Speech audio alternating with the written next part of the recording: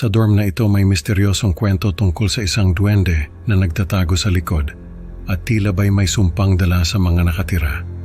Si Gino, bagong salta, ay na-curious sa mga babala ng kanyang mga kasama at hindi nagtagal.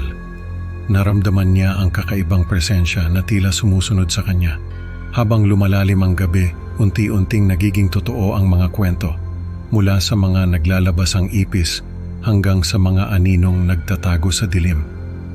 Panoorin niyo kung paano nagbago ang buhay ni Gino at ng kanyang mga kasama nang makaharap nila ang nakakatakot na duwende na ito. May bagong salta sa dorm na tinutuluyan namin ang nagkwento nito. Tawagin na lang natin siyang Gino. Nagulat daw siya noong unang araw niya sa dorm. Sinabihan agad siya ng mga kasama namin na huwag siyang pupunta sa likod ng dorm dahil may duwende raw doon. Natawa raw siya kasi akala niya nagbibiro lang yung mga kasama namin. Pero nung makailang ulit na siyang sinabihan ay na-curious na siya. Nagtanong siya kung ano bang meron sa likod ng dorm at kung bakit may duwende raw doon. Nagkuwento yung mga kasama namin at doon na nagsimula ang lahat. Naging interesado si Gino sa kwento ng duwende. Lagi raw niyang iniisip kung ano ba yung itsura ng duwende. Totoo bang may duwende? Ano bang ginagawa ng duwende sa likod ng dorm? Marami pa siyang tanong na naglalaro sa isip niya. Sa tuwing may oras daw siya, ay gumugugol siya ng oras para mag-isip tungkol sa duwende. Nagkaroon daw siya ng takot at pag-aalala na baka bigla siyang atakihin ng duwende.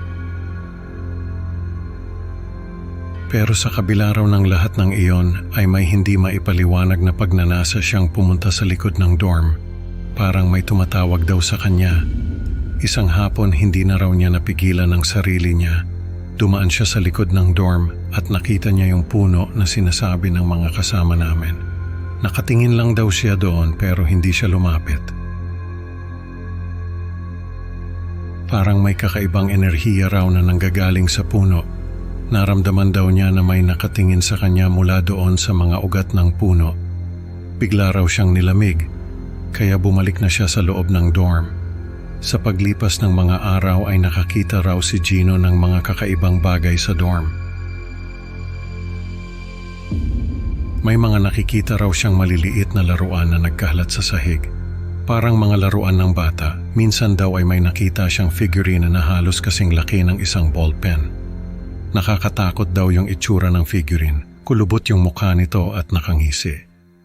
Nakita raw niya yun sa isang sulok ng common area na parang tinatago.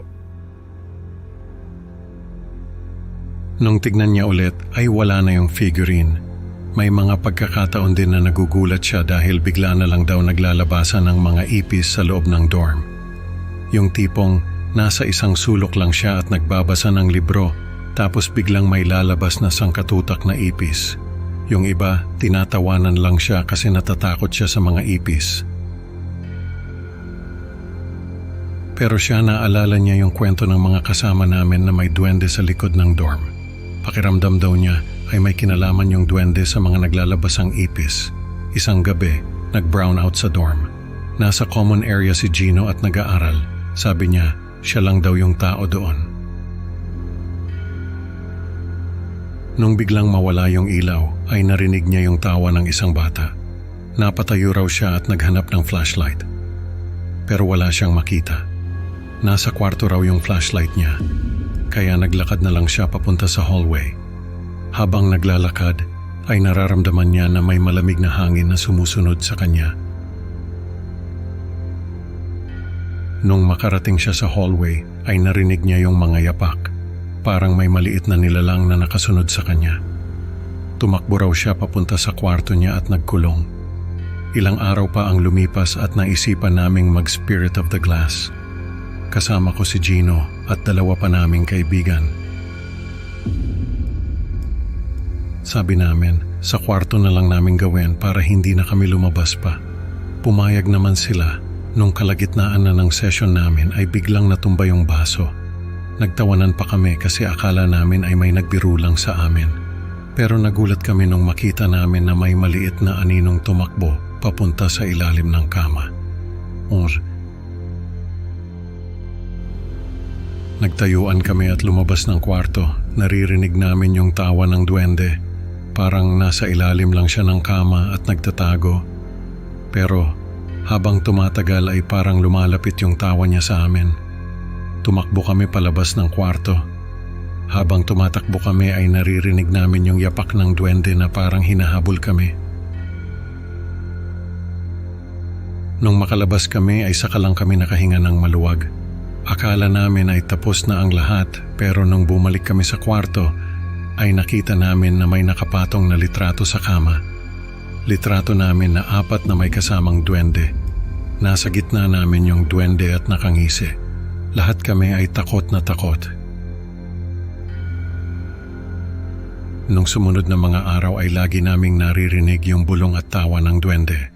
Kahit nasa kwarto na kami ay naririnig pa rin namin yung tawa niya. Hanggang sa lumipat na ako ng dorm ay naririnig ko pa rin yung tawa ng duwende. Hanggang ngayon ay nararamdaman ko pa rin yung presensya ng duwende na yon. Lalo na kapag may bagong estudyante na tinutuluyan yung dorm namin at sinasabihan na may duwende sa likod ng dorm. Sa kwentong ito, natutunan ni Gino ang panganib ng pagiging curious sa mga babala. Maraming salamat sa pakikinig mga kaibigan. Huwag kalimutang mag-like at subscribe para sa mas marami pang nakakakilabot na kwento. Hanggang sa susunod na upload, huwag kalimutang tumingin sa likod. Baka may duwendeng sumusunod.